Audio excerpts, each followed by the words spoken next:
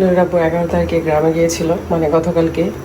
তো মিষ্টি দিতে আর কি সবাইকে যা যা দেওয়ার দিয়ে এসেছে। তো আসার পথে গোস্ত নিয়ে এসেছে ফ্রিজ থেকে। তো ভাবলাম একটু গরম পানি দিয়ে করে নেই, বাকি এইসব সব কিছু ধুতে হবে।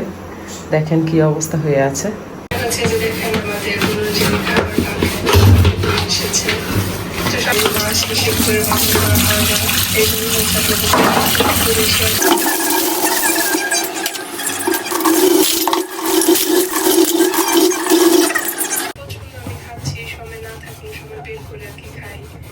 ফ্রিজে রেখে দিই, তারপর হচ্ছে যখন সময় হয় তখন এরা পুরো করে তাড়াতাড়ি হয়ে যাবে।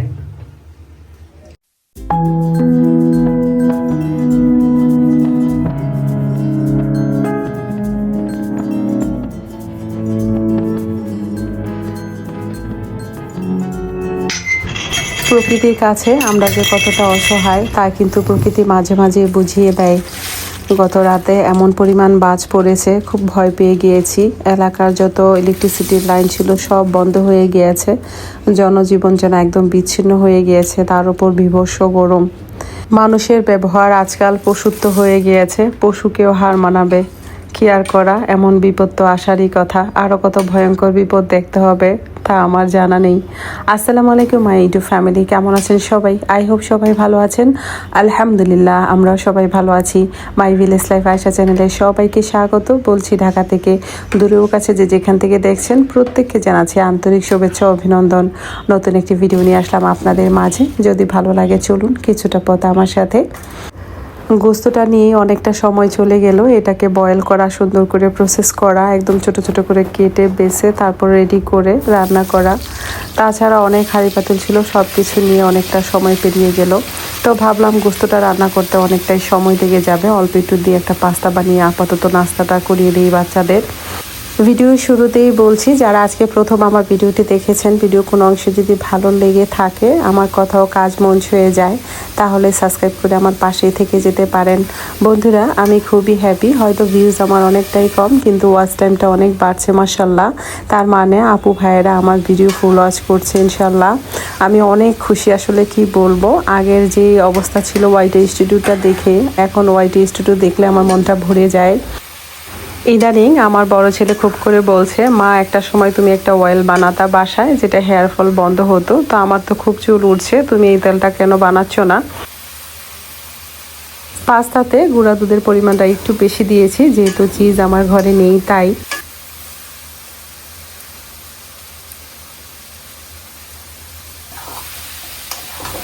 একটা পিঁপড়ে মারতেও আমার হাত ওঠে না। মনে হয় যত ছোটই হোক, একটা জীবন, আল্লাহ ছাড়া কারো ক্ষমতা নেই একটা ক্ষুদ্র জীবনও সৃষ্টি করার। অথচ ইদানিং ফেসবুকে যা দেখছি, কেমন যেন গা শিউরে উঠছে। কিভাবে কোনো মানুষকে এমন প্রকাশ্যে দিবালোকে এতগুলো মানুষের সামনে এমন নৃশংসভাবে হত্যা করা হলো? এমন দৃশ্য দুঃসহ দুঃস্বপ্ন হয়ে থাকবে যেন সারা জীবন। একটা এমন নির্মমতা আল্লাহর ক্রোধের কারণ হতে পারে, ডেকে আনতে পারে বড় বিপর্যয় ও ধ্বংস। মানুষ সব দাঁড়িয়ে দেখলো, এতে বোঝা যায় মানুষ কতটা অসহায় আর আতঙ্কিত অবস্থায় চলে গেছে। সাহস নাই প্রতিবাদ করার, এবং এই আতঙ্ক তৈরি করাই তাদের উদ্দেশ্য ছিল।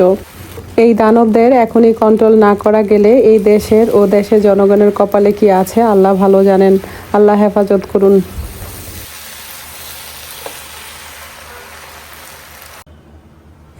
চুপি চুপি নীরব দর্শক যারা আছেন, চুপি চুপি ভিডিও দেখছেন আবার চলে যান, ভালোবেসে যেহেতু আসেন তাহলে প্লিজ সাবস্ক্রাইবটা করে যাবেন আর একটি লাইক দিয়ে যাবেন। একটি লাইক কিন্তু একটা শেয়ারের কাজও করে। আপনার একটি লাইকের মাধ্যমে আমার অজানা অনেক বন্ধুরা আছে যাদের কাছে আমার ভিডিওটি পৌঁছে যেতে পারে।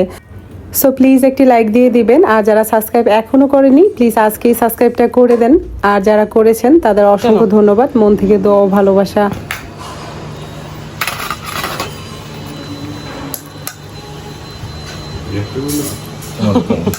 নুদার জন্য স্পেশাল, বুঝছো?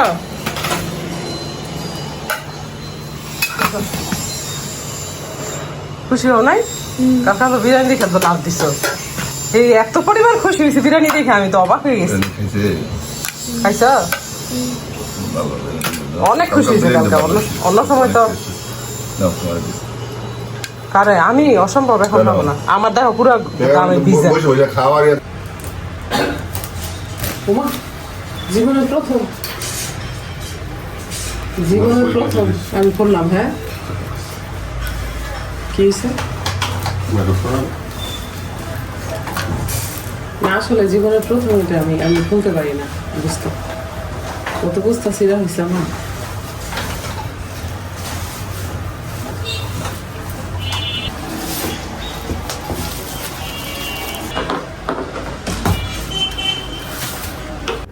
তো পাস্তা রান্না করার সময় অল্প একটু গোস্ত নিয়ে করেছিলাম, বাকি গোস্তটা এখন আসলে রান্না করে নিব। তার আগে সুন্দর করে একটু কেটে নিব। আসলে এই যে বস্তাটা উঠাইতে দেখেছেন, এটা কিন্তু একসময় আমিই ঘুরতাম, বাট আজকাল তো সেভাবে করতে পারি না, যেহেতু অপারেশনের পর ডাক্তার মানা করেছে 5 কেজির বেশি আমি ওজন নিতে পারবো না। তবুও কার কথা কে শোনে, কাজ তো করতেই থাকি যতক্ষণ না শরীরটা সুস্থ থাকে।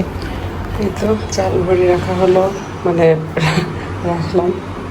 তাছাড়া যা আছে সব কিছু আবার নতুন করে ক্লিন করে, কত স্টেপ যে হাঁড়ি পাতিল ধোয়া লাগে শেষ নেই। তো এখানে করেছি ডাল, লাইট দিই, এখানে আছে ডাল, আর এখানটায় বন্ধ করে দিই গোস্ত।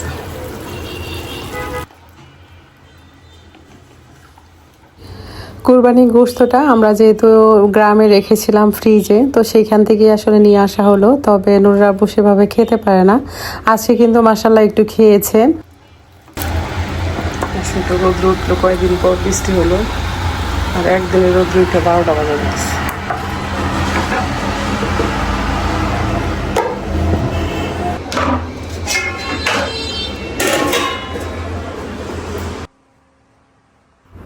সমস্তটা রাত কেটে গেল, ইলেকট্রিসিটি নেই। তবে আমার রান্নাঘরে যে লাইটটা আছে সেটা তো আধো আধো জ্বলতেছে, তো তাই ভাবলাম চেয়ারটা এনে এখানে কোরআনটা শেষ করে ফেলি।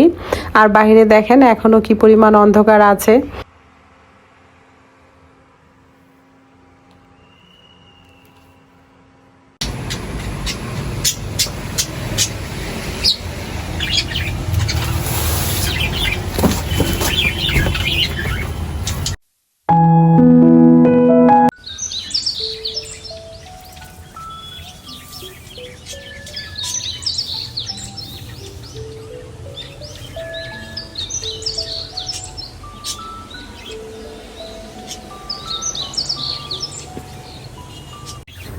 গতকালকে কাঁঠাল খাওয়া হয়েছিল, তার যে সিল্কা টিলকা সেগুলো অফ ক্যামেরায় ক্লিন করে নিয়েছি।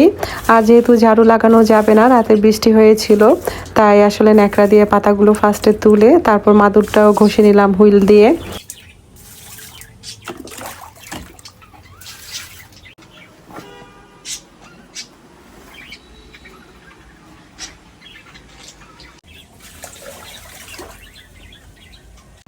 প্রতিটা কাজই আসলে দেখতে সুন্দরও লাগে, মনে হয় কত না সহজ, কিন্তু যখন যে করে সে বুঝে কতটা কষ্ট।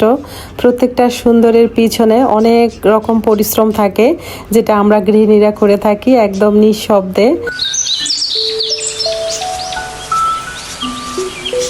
প্রকৃতি এত ভয়াবহ হতে পারে।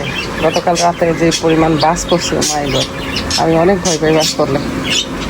যেমন সাউন্ড, এরকম বিদ্যুতের আলো, আমার ঘরের ভিতরে ঢুকে গেছে এরকম। কোথায় যেন সাউন্ড হইতেছে জেনারেটরের। 1 চামচ মেথি, 1 চামচ কালো জিরা, সাথে 1 কাপের মতো নারিকেল তেল, বড় সাইজের 2টা পেঁয়াজ, সাথে সুন্দর করে তেলে ব্রাউন কালার করে ছেঁকে নেবেন ছাঁকনির সাহায্যে। এই তেলটা এত উপকার বলার বাইরে। আপনার চুল হবে লম্বা আর হেয়ার ফল হবে না, আর চুল ঝরঝরে থাকবে, একদম সফট হবে। আপনারা ট্রাই করতে পারেন। মিশ্রণটি বানিয়েছি আমার ছেলে নূরের জন্যে। আর আপনারা চাইলে যদি আপনাদের চুল লম্বা হয় বা ফ্যামিলির মানুষ বেশি হয়, তাহলে মেজারমেন্টগুলো একটু বাড়িয়ে বাড়িয়ে দিবেন, তাহলেই হয়ে যাবে।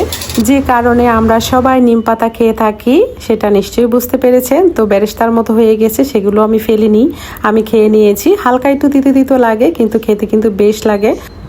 আজকের মতো এখানেই রাখছি, দেখা হবে নতুন কোনো ভিডিওতে। আল্লাহ হাফেজ।